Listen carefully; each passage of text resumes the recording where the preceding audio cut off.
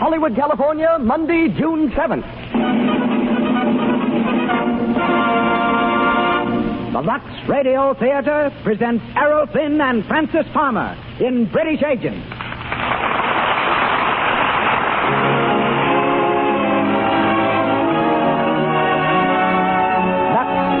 Hollywood. We want to thank all of you for your regular purchases of Lux Flakes. It is this loyalty that makes possible the Lux Radio Theater.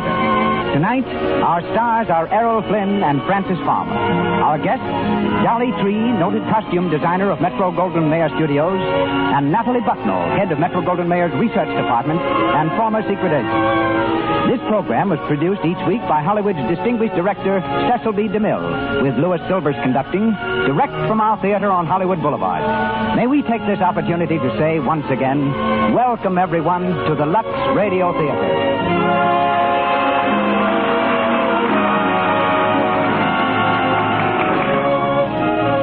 Before starting our play, I have a letter here that is typical of the mail that comes to us here in Hollywood or is forwarded to us from our different stations. Miss Harriet Rumsey of Alton, Illinois, in her enthusiasm for our product and our show, writes as follows. Most women realize that they owe a debt of gratitude to Lux Flakes. They know that their stockings, their silk things, their woolens are preserved by Lux Care. Now the American public has another cause to be grateful to Lux. Your radio hour is a great contribution. Monday is a red-letter day in our family because of the Lux Radio Theater. Lux appreciates your kind words very much, Miss Rumsey. It's the loyalty of our big Lux family that makes it possible for us to give you the kind of show we want you to have.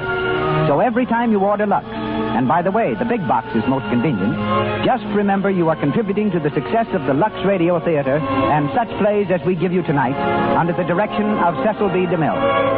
And now, ladies and gentlemen, Mr. Cecil B. DeMille.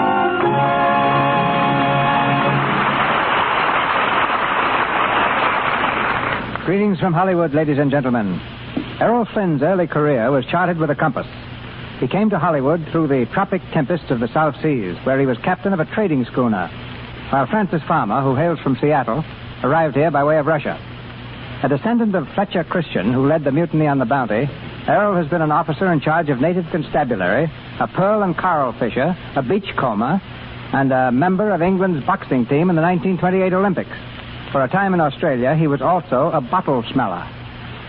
This odd pursuit consisted of whiffing bottles to see if any odors remained after washing. Once he led a film expedition to the land of New Guinea. The natives were headhunters, but they shot Errol in the ankle.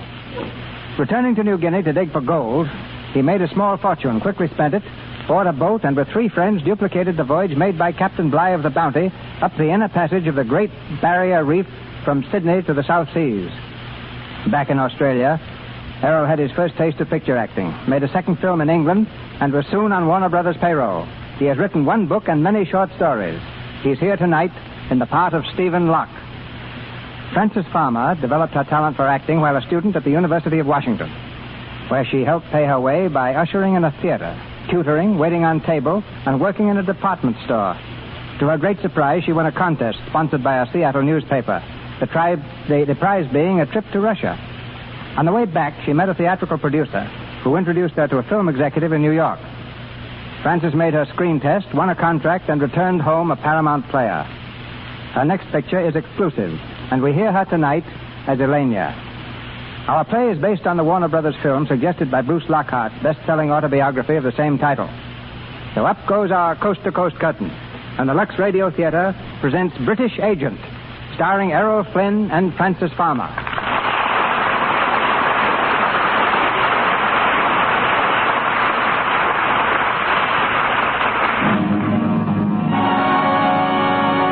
City of Petrograd.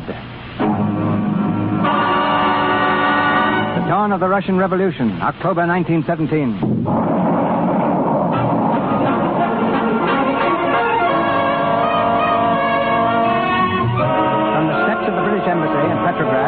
A young man watches the mounting fury of the Russian Civil War. A screaming, hysterical mob sweeps through the streets, driven on by the lashing whips of the mounted police. Suddenly, a girl breaks from the crowd and comes stumbling through the shrubbery. She falls to her knees. The young man darts from the steps and catches her in his arms.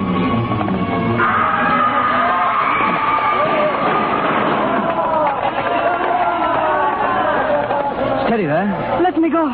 Please. It's all right. I'm not going to hurt you. Where are you running to? The police. They are chasing me. Let me go. Well, you're safe here. Look. Get behind that hedge. Hurry, Tom! Hurry, Tom! Don't move. What are you doing in here? I am of the police. That woman. She shoot at me. My arm. Well, you've no right to these grounds. This is the British Embassy. British territory, do you understand? Now get out. I take her. She shoot me. Did you hear me? This is British territory. Get out, I said. Я пойду судья. Я ее буду помнить. Well, it's all right now. He's gone. Thank you. I am quite sure you saved my life. Tough customer, wasn't he? Still, you can't blame him for being a bit annoyed, you know. After all, you did take a shot at him. He deserved it. Well, he got it. Well, I had better go. After all, I am trespassing on British territory, too. Well, you can't go out there until this row blows over. Blows over? This is not just a street riot. It is the revolution. Tomorrow, the red government will be in power. Oh. And the day after that, the white, eh? Then the green, and so on. Perhaps you do not know a great deal about it, eh? Well, perhaps not, but I'm trying to. Oh, perhaps we should introduce ourselves. My name's Locke, Stephen Locke, British Embassy. How do you do? Fine, thank you. And you? Forgive me, but I am keeping you out here in the cold. Had not you better go in before you get pneumonia? Oh, I risk the cold. But, well, I suppose I better go in and let them know I'm still alive. Look, you can slip out the side gate there. It's clear now. Thank you. Good night. Good luck.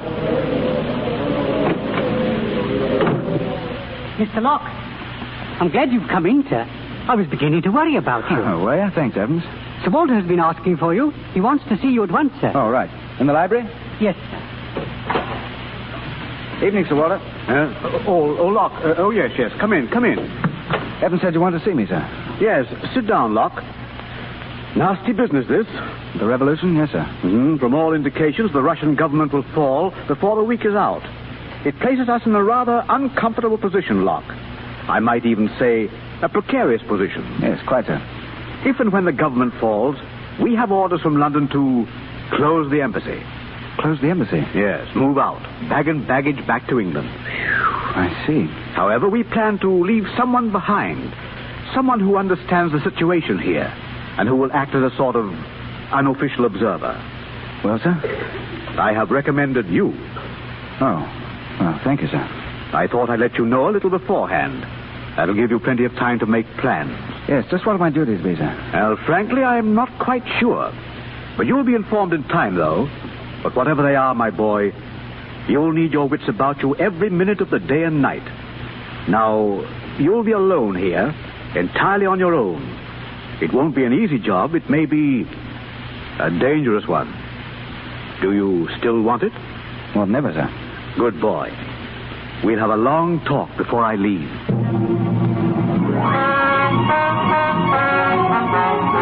Russian government crumbles. Lenin head new Russian state. Company, please, new Russian state. Bolsheviks in power. Paper. And seek separate peace with Germany, French, Italian, British embassies closed. British embassy closed. Lord, and don't I know it. Evans, this place is like a tomb. Can't we get some heat in here? Yes, sir. I'll see to it, sir. No message from England yet? Not a word, sir. Will you have your tea now, sir? Well, yes, thanks. I may as well have something to do, I suppose. Oh, Mr. Tito Del Valle of the Italian legation called, sir. He wanted to know if you dined this evening with Monsieur Lafarge and Mr. Medill of the American Red Cross. Del Valle, Lafarge, Medill, and Locke. The four lost souls of Russia. The only one who knows why he's here is Medill, and he's not sure. Oh, I said you go with them, sir. The Gypsy Cafe. It will rest your nerves. You have been a bit jumpy, sir, the last few weeks. Well, why wouldn't I be jumpy? It's enough to give a man the jitters sitting here day after day doing nothing when everybody else in the world is either fighting or working for his country. God, they even let old ladies knit socks. Listen to that. For days they've been going by, Russian soldiers back from the front. Every one of them that leaves makes England's position that much weaker. All I can do is stand in a window and watch them go by. They also serve who stand and wait. Wait? Wait for what? Your tea, sir. Oh, yes. Thanks, Edmund.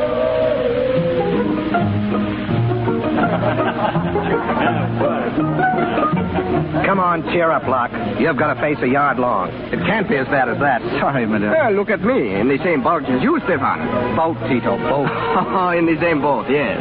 Waiting for word from my home office. And Lafarge here, too. On me? I only wait for a visa on my passport. Well, I'd like to know who's going to do it for you. There's no one left here. Oh, looking for someone, Locke? No, I was looking at someone. I say, wait a bit, will you, fellas? Back in a few minutes. Uh-huh. You see? That girl who just came in. He is going to speak to her. He knows her, maybe, eh? I wonder if he knows the man who came in with her. Why? Who is the man? Pavlov, head of the Cheka, the Russian secret police. I have heard of that one. Who hasn't? Well, how do you do? Oh, the Englishman. Yes, the lady of the garden. Eh? Oh, you remember me. This is Mr. Pavlov. Pavlov, Mr. Mr. Stephen Locke, is it not? Yes, how do you do, sir? I don't seem to recall where we met. No, we've never met. You will excuse me a moment, please. There's someone over there I must speak with. Yes, of course. Thank you. Sit down, Mr. Locke. Tell me, did you catch cold that night? Well, I sneezed once and then decided against it. You see, with your revolution going on, I didn't know if I'd ever get my handkerchiefs back from the laundry. And I thought you had gone back to England with the others. Oh, no.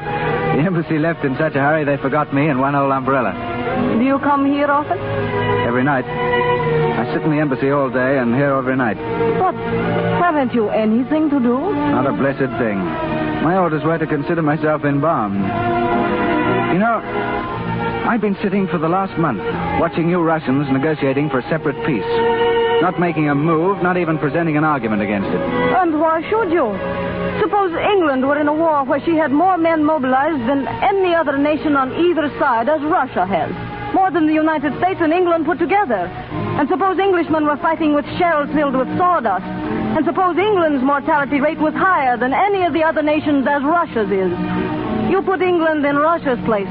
What would you want England to do? Just exactly what England would do. Keep right on fighting. Exactly. Committing stupid murder and calling it English idealism.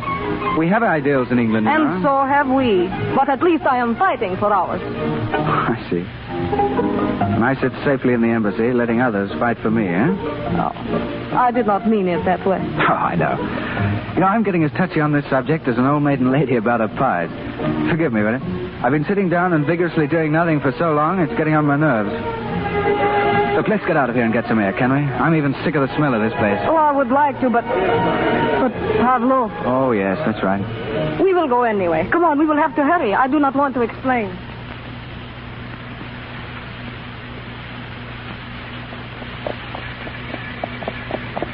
Are we going someplace in particular? No, just driving. Where? Well, what's the difference? We can't go far enough to get out of Russia. If I had a job in a country I did not like, do you know what I would do? Go home? Yes. So would I. But suppose you had a job in a country you did like, and you were anxious to keep it from making a mistake, but your hands were tied. Then what would you do? I would be very grateful they were tied so that they could not meddle in other people's business. And I would try to forget it by talking of something else. Oh, well, what, for instance? The moon up there? I think not. Stars? No. Music? No. Us? No. Yes. Why are you stopping? Well, I can't drive and kiss you at the same time. You should not have done that. I suppose you think me a little presumptuous, eh? A little. But at least it served to change the subject. Oh, so you're bored, eh? No, but I am cold. Take me home, please. But I'll see you again. May I? You want to? Yes, tomorrow? So soon. Wish we could make it sooner. Tomorrow's a long time.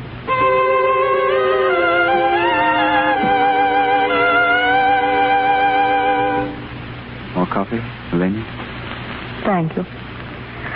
Oh, I really should be going. It is very late. Oh, no, not yet. Stay and cheer me up.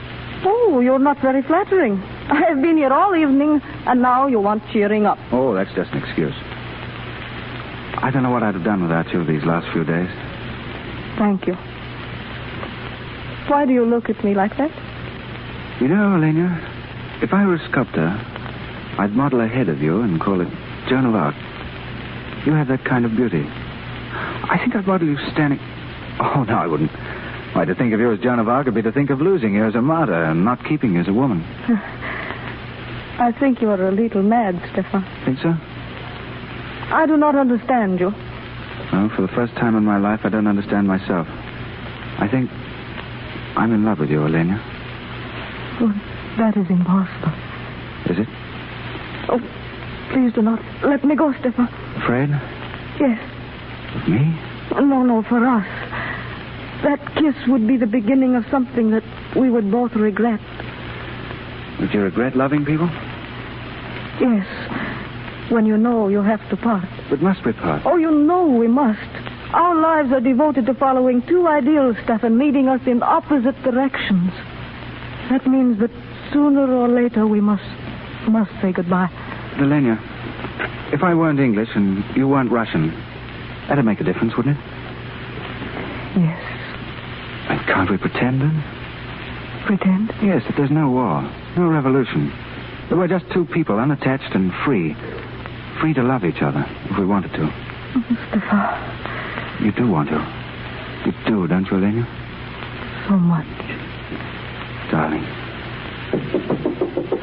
Who's it?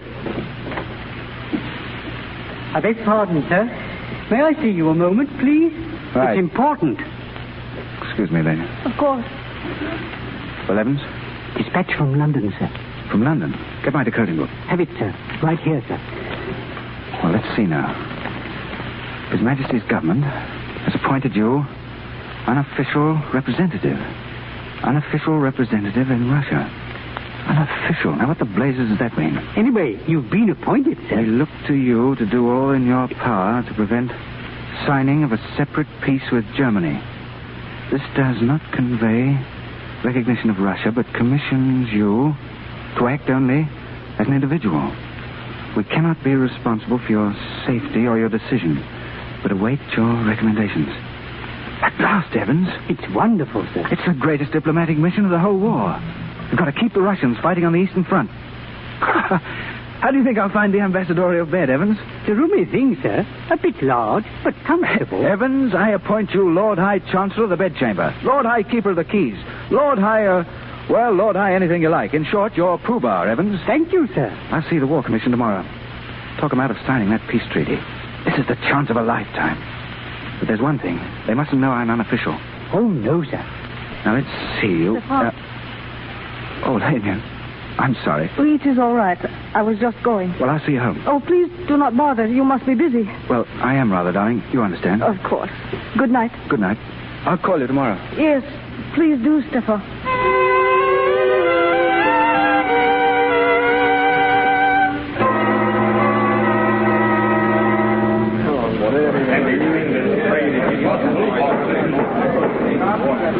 Mr. Locke? Yes? You have just promised this commission England's trade and recognition, in return for which Russia is to continue supporting the Allied armies at the front. Exactly. Tell us, Mr. Locke, on whose authority do you do this? Well, I represent England. You lie, Mr. Locke. You represent England only unofficially. Your purpose in coming here was to delay the making of a separate peace. You spoke well, but only expressed the opinion of one of England's many private citizens. Seems that you know something of my affairs, gentlemen. May I ask how you know? It is our business to know many things. You are excused, Mr. Locke. We advise you to leave Russia as soon as possible. One moment, please. Gentlemen, it's quite true I am here only in an unofficial capacity. But allow me some time to communicate with London. What for? I'll tell my government that in return for your not opening peace negotiations, I've promised you immediate help. Money, ammunition, troops. My government will back me up, I know it.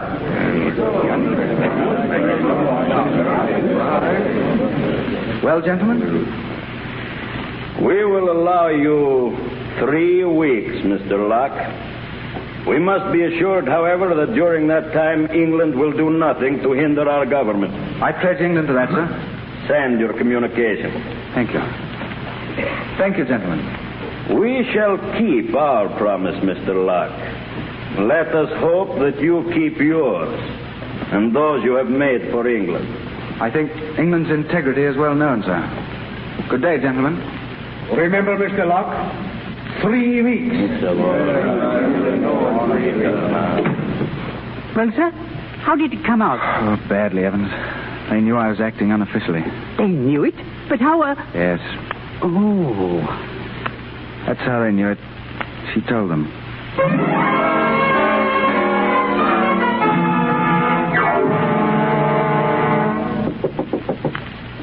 Who's there? Stefan. Oh, it's you. You said you would call. I had to come to see you. What for? Come to ingratiate yourself again so that you can betray another confidence? Oh, no. Don't deny it. You were here when that dispatch came. You overheard what I said.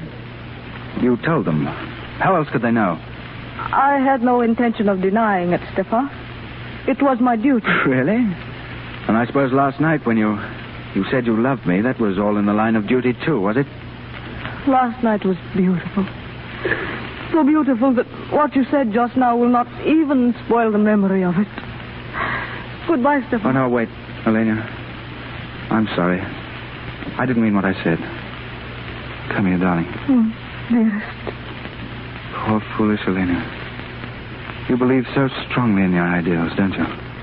Don't you see how wrong they are? What my ideal is peace.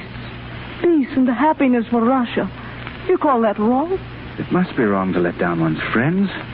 There must be loyalty between nations. This separate peace, it's a rank betrayal. You mean that England will be inconvenienced because Russia refuses to share the burden of England's war? No, we're fighting for the world. Oh, you think your country is the world? Well, at any rate, we kept on fighting when the Russians threw down their guns and ran away like a lot of frightened dogs. Quiet. Lenya. Oh, Stefan. Why did I do that when I love you so? Darling, I suppose because we just aren't big enough to see over our ideals. Elena.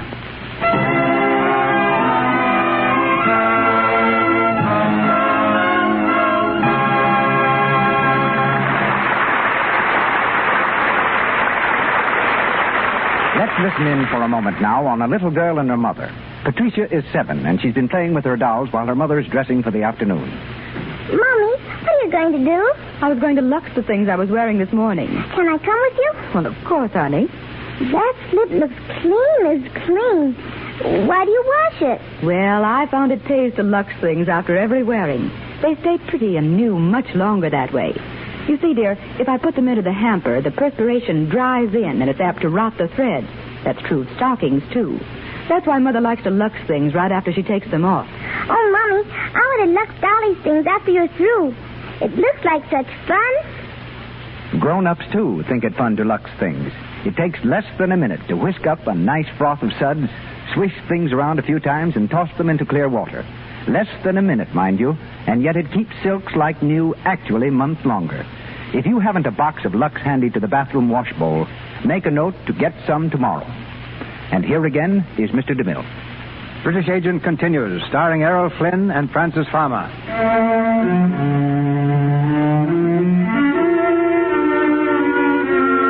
After promising help to the Russian government, Stephen waits to hear from his home office in London. Waits with growing anxiety for the official confirmation of his promises. It's late evening, near the end of his 3 weeks of grace. Alone in his study, Stephen paces the floor nervously. The door's swung open, and Elena stands on the threshold. Elena, you shouldn't have come here. But your car's watching me. They may suspect you. Something has happened, Stefan. I wanted to tell you, rather than have you humiliated by learning it from them. What are you talking about? British troops under General Poole landed on Russian soil this afternoon. Right then. That's the answer to my telegram. I've won. No, Stefan. You have lost. What do you mean? They have come to fight against the revolution. But they couldn't do that. I promised it. It is true. I saw the official telegram. Why, then England... England betrayed you. This perfect country of yours, in spite of all its high ideals, ruined your career, humiliated you before the world. You see, it was you who were a little foolish, Stefan. Not a bit of it. One's either useful or one isn't. My career. What's that when men are dying by hundreds in the trenches every day? England hasn't let me down. I let her down. I knew the promises I made were lies. I just wanted to delay that separate peace, that's all. I never sent that telegram. Oh. You'd better go now. You'll only get in trouble being here. You will not see me again, Stefan. Not see you? The government is moving to Moscow. Naturally, I go with it. We shall not see one another, Stefan. Even in Moscow. You think more of your duty than you do of me, eh? Yes. And I worship you. That is why we must not go on together. It would kill the most beautiful thing I'll never know, our love. And I wanted to live. Oh, do not see me again, please. Goodbye, Stefan. Goodbye, Lane.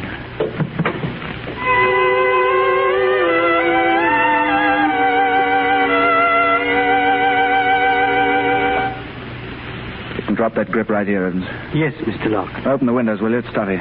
Yes, sir. Well, Pooh-Bah, make yourself at home, because this is it. That is, until the checker asks me what the blazes I'm doing in Moscow. If I might ask, sir, what are you doing here? I'm not exactly certain. All I know is that the government's here. I've a hunch that if I can establish some sort of a contact with them, they might be coerced, wheedled, or tempted back into the war somehow. That was the doorbell, sir. Was it? That rather tinkling noise, do you mean? What do you suppose it means, sir? Well, probably someone wants to be let in. That must be it, sir. Welcome to Moscow, Evans. Mr. Medill and Monsieur Lafarge. Hello, mon ami. Hello, Medill. Lafarge, Tito. How'd you know I was here? Oh, we have spies, eh? Sure, we've been here a week already. Sit down. Look, I'll dig up a drink for you. No time, Locke. What? No time for a drink? We are in a hurry. What's the matter? Perhaps you had better close the door. Yes, Evans. Yes. Well? I suppose you know the Tsar has been assassinated. Yes, it's hardly news right now. Well, an attempt is being made to reorganize the White Army. What? By whom? There are 2 Lettish officers here, Svobodu and an Irishman, Callahan, from the south. Their chance? They need money, as usual. A White Army. To fight the revolution. If they win, they'll put Russia back into the war. You'd like that, Locke? Like it. I could ask my government for 5 million francs. We thought perhaps you... No, I have no government funds at my command. You could give Callahan a draft on London. Yes, I could. It's a long chance, of course, but... And very unhealthy if we're caught. Well? Where are these men now, Zabordo and Callahan? They've got a hideout in a garret. We've been using it as headquarters. It's the only place in Moscow that has a keyhole without a spy Zia nestled in it. All right. Take me there. It's the only thing left to do. Fight. Okay.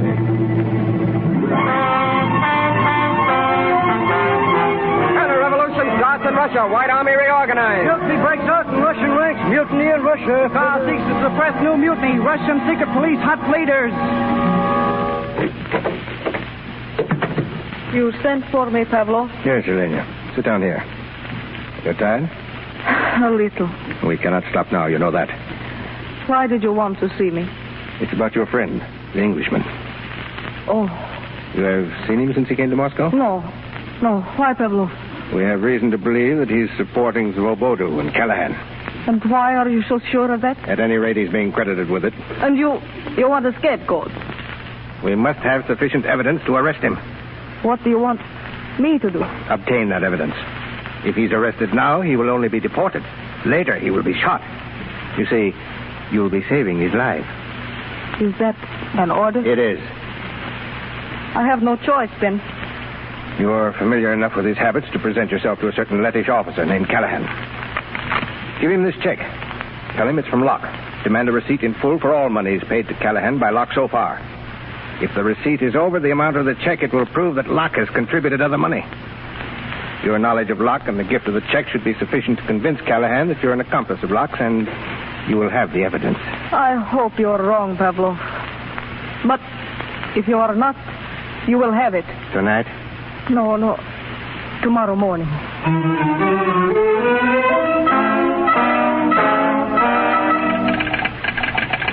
Well, Medill, have you got it? Who's it from, man? Message from Kromolov. You better decode it, Locke. Let me see it. What does it say? Quick. Wait a minute. Well? Kromov's failed. The mutiny's been suppressed in Kiev. That's nice. That makes everything just fine, doesn't it? Our last hope is that Tito Del Val has been able to find Zabordo. He's holding the cadets in line. If he doesn't, there's only one place we'll find this little rebellion, and that's up the flue. That's Lenin. He's the brains of the government. If he'd only make one mistake, relax his grip for 24 hours, the whole government would go to pieces. Yeah, and a nice earthquake with a tidal wave would help, too, if you want to talk in terms of long shot. It's Tito. Open the door. I ran all the way from the station. Well, did you find Zabodu? Yes. Dead. What? Dead.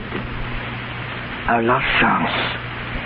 Now what do we do? I don't know. You'd better get some sleep, Locke. You're on the verge of talking to yourself. Yes, I'll get along. Back to my rooms. Sure. You know, there's an old American proverb. When you're behind the 8 ball, there's nothing to do but sit there and wait for the breaks. Go ahead, Locke.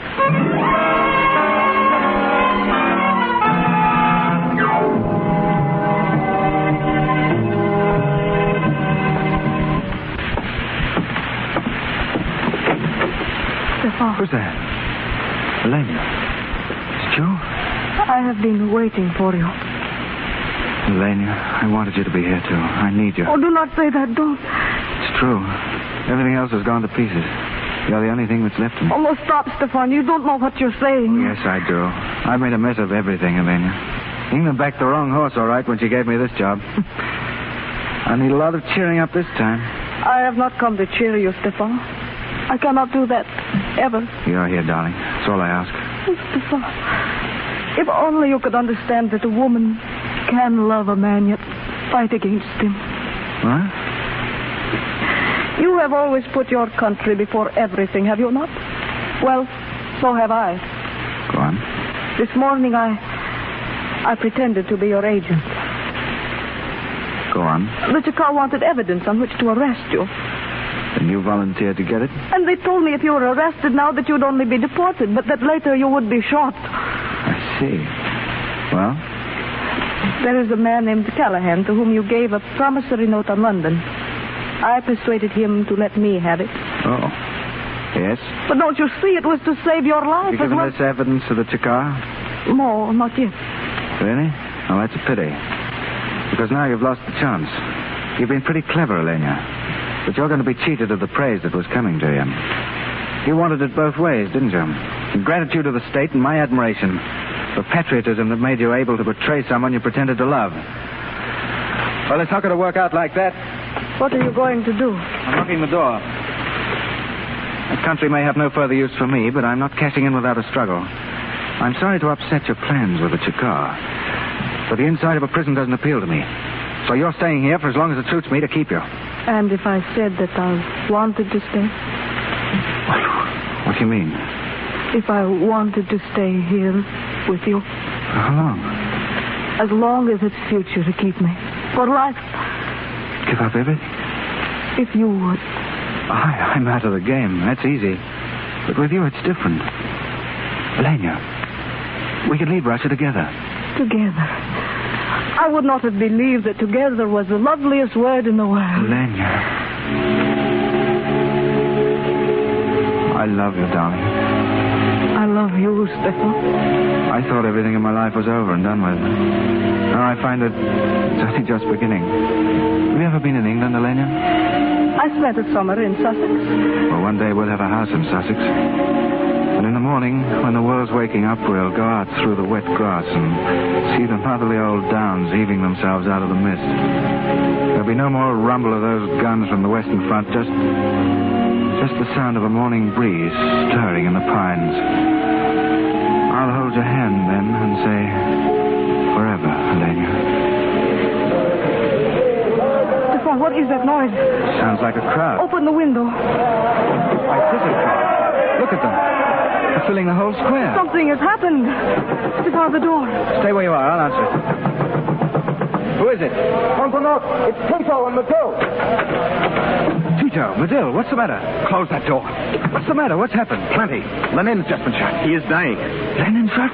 When did this happen? Half an hour ago. You see what it means? With Lenin out of it, we still have a chance. A chance? Where's Lafarge? Quick. Gone to find Callahan. If we can rally the outlying districts, we might pull through. It's worth a try anyway. What are you going to do?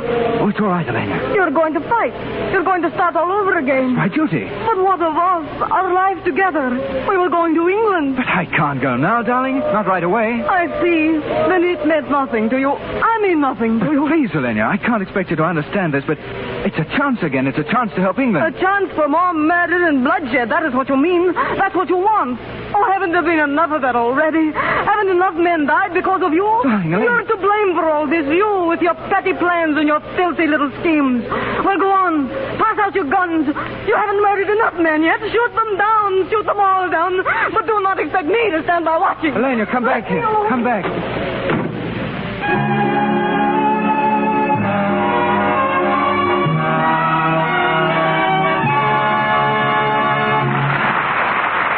We pause for station identification. This is the Columbia Broadcasting System.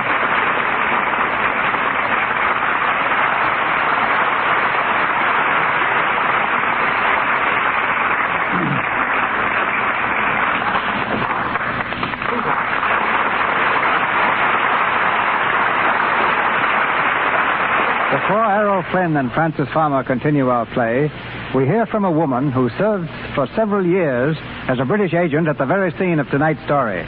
She is Natalie Bucknall, head of the research department of Metro-Goldwyn-Mayer. Last year, Mrs. Bucknall spoke to us on film research. Tonight, it's about her thrilling war experiences. Decorated by the Tsar for heroism as a nurse, she later joined the famous 2nd Women's Battalion of Death. Marrying Lieutenant Commander George Bucknall, an English naval officer stationed in St. Petersburg, she became a British subject. But like the hero of our play, Mrs. Bucknall was not officially connected with the British government. Ladies and gentlemen, Natalie Bucknall. What I'd like to say, first of all, Mr. DeMille, concerns neither spying nor research. Merely as one of the countless women who must feel the same as I do, I want to thank the sponsors of this program for a product which saves us women so much time and money, Lux Flakes. Now for undercover experiences. That took place nearly 20 years ago at a time of war, and I sincerely trust no one will interpret my remarks as a reflection against a nation for which I have every respect. Tell us, Mrs. Bucknall, how did you become a secret agent? It was at the time the Bolsheviks raided the British embassy in St. Petersburg, August 1918, a few months after they had made their separate peace with Germany. I was alone in a room when Captain Cromie, the British intelligence officer, dashed in, followed by the raider. He was shot before my eyes and died in my arms. Then the rest of us, about 10 Englishmen and 5 Americans and Frenchmen, were seized by the Cheka and imprisoned in Peter and Paul Fortress. Did you escape or obtain your release? I didn't escape, Mr. DeMille. I was released after 2 days. They thought that by letting me go, they could follow me, find out where we kept our funds, and intercept any communications that might come from England. Rather an uncomfortable position. What did you do? It may surprise you to learn that I went at once to the German chargé d'affaires. He may have been an enemy, but he also was a gentleman. Through him, I was able to get word back to England. But what about your companions imprisoned in the fortress of Peter and Paul?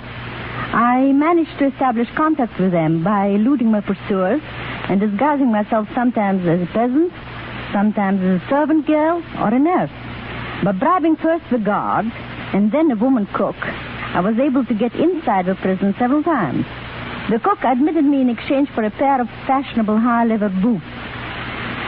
Through her, the messages reached the prisoners. I knew that the more ingenious methods of concealment were the ones most likely to be found out. So I used the simplest, and my most successful ruse was to hide messages in cans of French sardines. After 6 weeks, the Bolsheviks decided to release our men if England would also release a group of Russian officials imprisoned in London. This was arranged, and the exchange negotiated in Sweden. But it wasn't until more than 2 years after the killing of Captain Cromie that England sent an official representative again to Russia. I presume it was for this work, Mrs. Bucknall, that you were awarded the Order of the British Empire. Partly for that, perhaps, and partly for what I was able to do when my husband and I returned a few months later to the south of Russia. He was then the British naval liaison officer attached to General Denikin's staff. It was my job, again unofficial, to remain at headquarters and convey the news to him at the front. I also was in charge of a military hospital. Looking back at these experiences, Mr. DeMille, they seem like a nightmare. Yet many of the things I learned during the war are very helpful to me in dealing with the problems of research that arise in our pictures at Metro-Goldwyn-Mayer. And now, let's listen again to the play. Very thrilling, Mrs. Buckeye. Errol Flynn and Francis Farmer resume the story of British Agent. With Lennon between life and death, mob hysteria rises to fever heat. Blame for the shooting has been laid to Stephen Locke and his friends, and the net of the Chakar tightens slowly about them. In the Garrett hideaway, their storehouse for guns and ammunition, Stephen and Medill work doggedly far into the night. In the flickering light of a candle, they check a list of their forces. Landrovich, 20 men. Send him 10 more rifles, 200 rounds of ammunition. Right. Next customer? Petrovich, 40 men. Miss Lafarge. Come in, Lafarge. Any news? Yes. I have news. What's the matter? Delval is dead. What? Dead. They shot him an hour ago. God, why did it have to be him? Well, I'm going to try to get through to General Stefanovich. He has the strongest counter-revolutionary forces in action. I need 500 rubles, Stephen. Right. Here you are. Oh, by the way, you fellows, I hear the Cheka has a list of all counter-revolutionaries. We are featured. Alors, au revoir. For a while. Sure. So long, Lafarge. All right, let's get on, Manu. Who's the last one? Petrovich, 40 men. 30 rifles, 400 rounds. Androvich, 10 men. 10 rifles, 100 rounds. Koskov, 15 men. 10 rifles. What's that? Machine gun. Get away from that window. Look at Lafarge. He's down there. He's lying in the street. He's dead. Val, now Lafarge. Go. They got him. Killed him. The dirty rat. Easy, man. They killed him. Put down that gun. I'll show them. Put it down. Can't shoot, you fool. They'll locate the rifles, ammunition, everything. Sorry, Locke. Lost my head. Hand me my coat, will you? Where are you going? Look up a friend of mine. Who? General Stefanovich. Don't be a fool. You'll never get through. Don't worry. I'll get through. How? I've got to think that up on the way.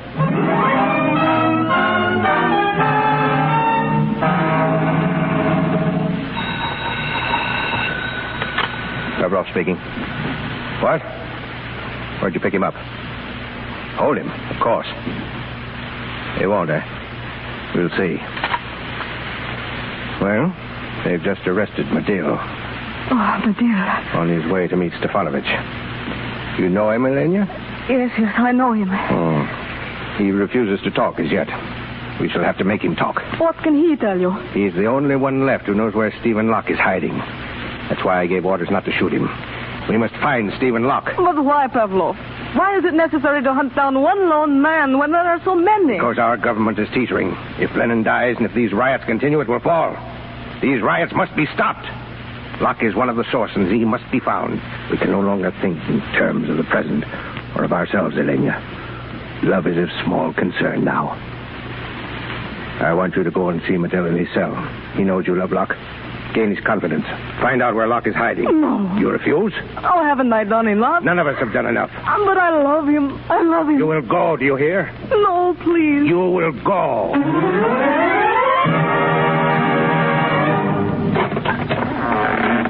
Tom.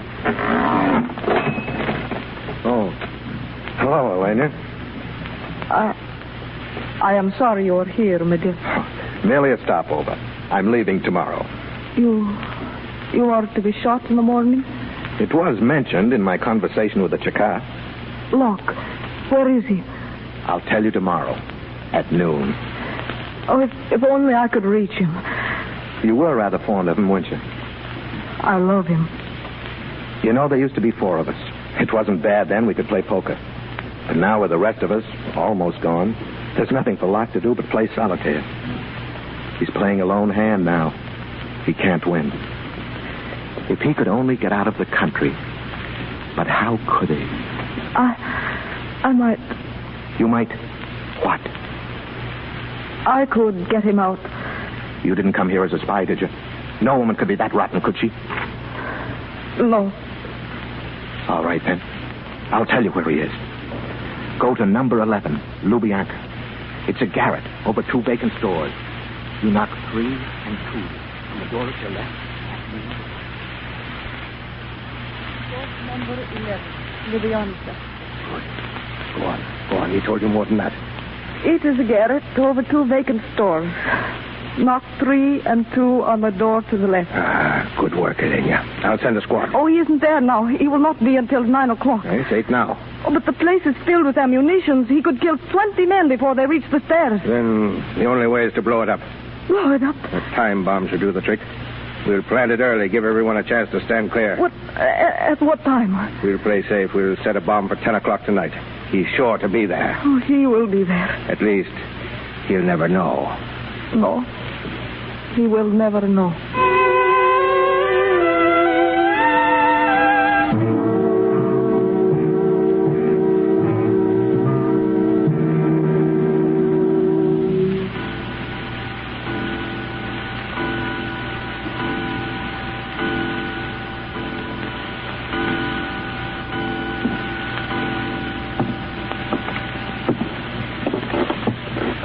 Who's out there?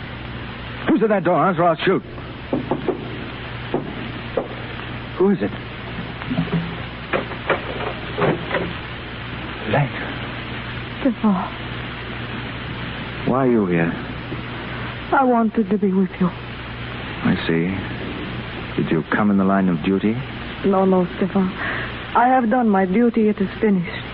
It is just you and I now. Lane. Listen, dear. Listen to me. It is 9 o'clock. In an hour, you and I, we are going away together. What? It is all arranged. Your work is done. So is mine. But how? I'll never get past that door, darling. They shoot me on sight. You know that? Do not worry, darling. We have an hour to tell each other how happy we are going to be. A whole hour to love each other.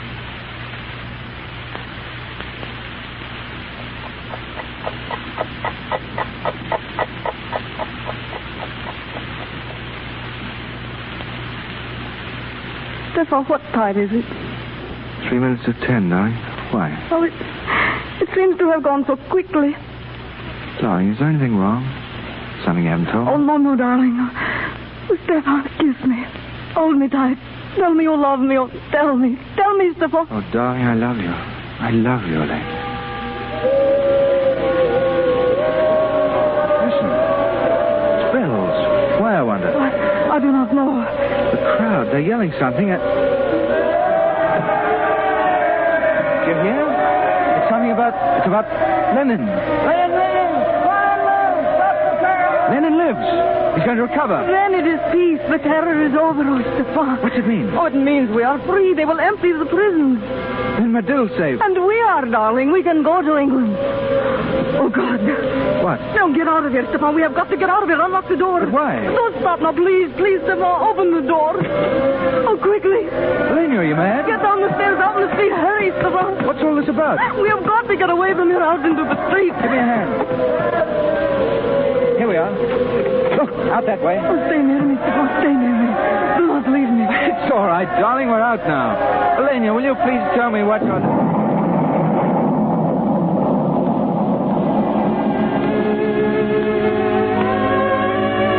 Elena. Are you all right, Stefan? Yes, darling. You knew what was going to happen. Yes, but that is over now, Stefan. We are free to go. Our life is beginning again. You knew what was going to happen, and you stayed with me. That was my duty, too.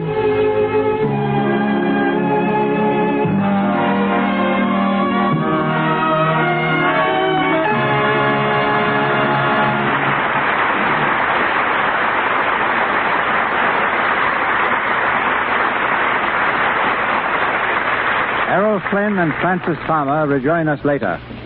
If you saw such hit pictures as David Copperfield's Libel's Lady, The Thin Man, A Tale of Two Cities, and The Good Earth, you've seen on the screen the name of tonight's guest, one of the world's most famous exceptions to the rule that it takes a man to make clothes for women. She's a native of England and established her reputation in stage and productions throughout Europe, then in New York, and finally in Hollywood. Now at Metro-Goldwyn-Mayer Studios, she creates styles for stars like Myrna Loy, Virginia Bruce, Louise Reiner, Maureen O'Sullivan. Ladies and gentlemen, Miss Dolly Tree. Thanks, Mr. DeMille. I could begin to talk now about nothing but Lux Flakes and still not have time enough to say half what I'd like to about your wonderful product. That's very nice. But we want to hear something about clothes, too. But you go ahead, and I'll interrupt you when I think it's time to change the subject. Fine. The outstanding quality I found in Lux is the feeling of utter cleanliness that it gives to clothes. It leaves them with a freshness no other soap seems to impart. Our wardrobe department at MGM uses Lux Flakes constantly, just as they do at every other major studio. What I've discovered personally is how good they are for silk stockings and woolens. It keeps a woolen sweater, for instance, just as soft, fleecy, and elastic as when it was brand new. I've also found out that women have such faith in Lux that they don't work so hard when laundering a garment. And because of this fact, that you don't have to use so much effort with Lux, your clothes don't lose their shape. Lux means less work and a better job. Thank you, Miss Tree. But what about the clothes themselves? What makes a woman well-dressed? An ability to select simple clothes of good quality, with the thought that the most important thing is not her wardrobe, but herself. What I mean is that clothes should emphasize the woman first and then the style. Now, do clothes make the woman, or does the woman make the clothes? Well, everybody has some one good point to emphasize. If a girl has lovely feet and legs, she should spend most of her money on shoes and stockings. If her hands are particularly nice, it's smart to attract attention to them by wearing conservative jewelry and keeping her fingers well groomed. She has lovely teeth, let her wear a collar or a necklace that will direct the eye to her smile. Don't pay any attention to styles unless you're comfortable in them. Wear the kind of clothes in which you feel the best. Then you'll look your best. Has the coronation been as important an event in the realm of clothes as it has been to history? The coronation hasn't affected clothes a great deal, Mr. DeMille. Though the Duke of Windsor and the former Mrs. Simpson have created some style trends.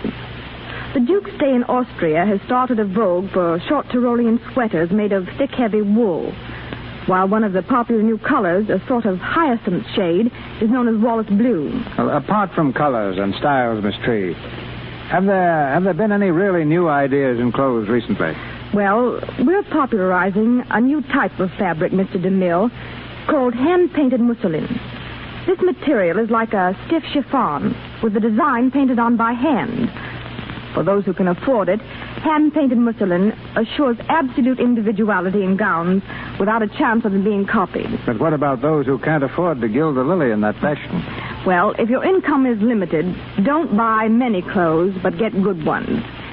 If you want an example of what the right clothes can do, pay attention to Una Merkel in Saratoga. For the first time, Una has the opportunity of playing a glamorous role. Working with such a lovely girl as Una, my job was really easy. But it proves what clothes can do in creating a new personality. On behalf of the ladies, thank you, Miss Tree. A checkup of our stars since their last appearance in the Lux Radio Theater shows that Errol Flynn, after spending several weeks at the battlefronts of Spain, has returned to the comparative calm of Warner Brothers Studio, where he's just completed a new film with Kay Francis called Libeled Lady, called Another Dawn. But while Francis Palmer has made the toast of New York for RKO and has just begun to get her feet wet in Ebb Tide, another Paramount picture. Are my facts straight, Francis? Yes, Straighter than my tongue, I hope. But they're not detailed enough. What about that trip you took to Spain, Mr. Flynn?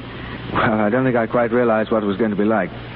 Anyway, I know now what it is to hear shells exploding over your head and machine gun bullets whining past. Believe me, it's pretty frightening.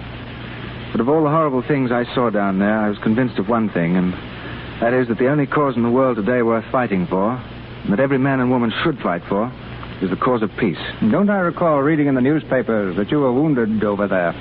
Well, I wasn't actually wounded, and it's a thing I haven't liked to talk about much. I tried to laugh it off by calling it a bump on the head, but it was a bit more serious than that. What happened was that a large caliber shell burst about 50 yards away from me on the Madrid front. I was hit on the head by some falling debris and suffered concussion for several days. But suppose I do a little cross-examining. What's this I hear, Francis, about your going east this summer to do a play? Oh, yes. Well, it's just that I want to work in summer stock. I feel I need as much stage work as I can get. And incidentally, I think that one reason why picture people like being on this program so much, Mr. DeMille, is because it's the next best thing to being on the legitimate stage again. To all of you, my sincere thanks. Goodbye, Mr. DeMille. Goodbye, Errol. Goodbye, Francis.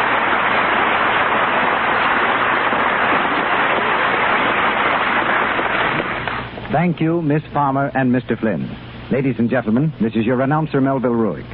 A brilliant production has been arranged for your entertainment next Monday night and will be told in a moment by Mr. DeMille. Our stars this evening were assisted by Colin Campbell as Evans, C. Montague Shaw as Sir Walter Carrister, Don Terry as Medill, Joseph Kearns as Lafarge, Cy Kendall as Pavlov, Frank Nelson as Tito Del Val, Lee Millar as Commissioner, Lou Merrill as Mr. X, John Lake as Dimitri, James Eagles as Peter, and Ross Forrester as the newsboy.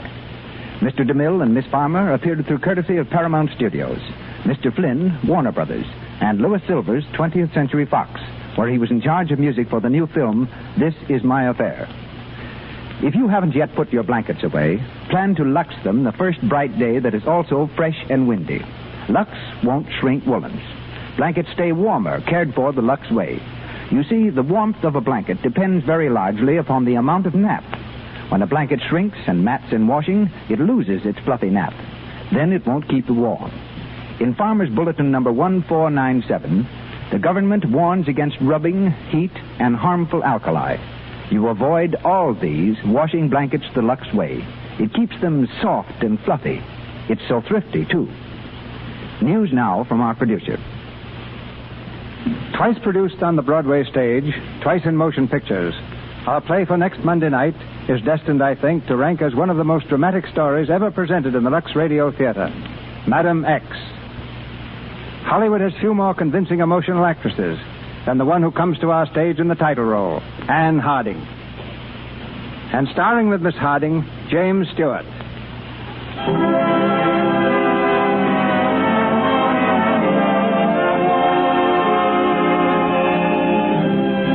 Our sponsors, the makers of Lux Flakes, join me in inviting you to be with us again next Monday night when the Lux Radio Theater presents Anne Harding in Madam X with James Stewart.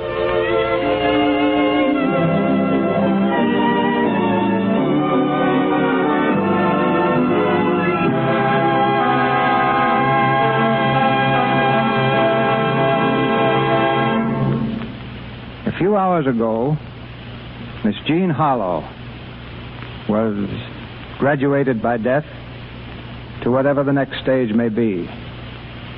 The screen has lost one of its most brilliant personalities, and we who knew her, a kind and gentle friend. Hollywood tonight holds many heavy hearts. This is the Columbia Broadcasting System.